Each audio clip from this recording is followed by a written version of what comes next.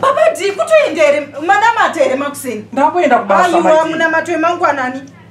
Siye maita munamato. Munamato wii kuna maiti.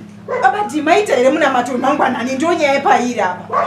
Maiti nekuda kwetime maiti ndakuenda kubasa ini. Aiwa tisikuita izvozvo baba di ndakutaurira kuti unofana usiya unofana utozviziva wega. Nezura ndamunamata ere nezuro manero. Imi nezuro makanamata kuti kunamata ere kwekwe. Ngoti namate ini ndisa ndatombopinda nemumweya munobva atopedza. Patoti amen. Maiti. Alright anyway nekuda kwetime dzangu unza unza maoko ako.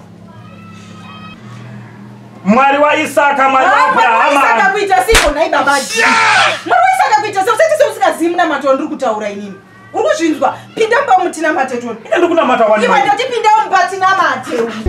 Atema mutimai murume wangu niwe wachinja unaziva zandinoda asiya utaita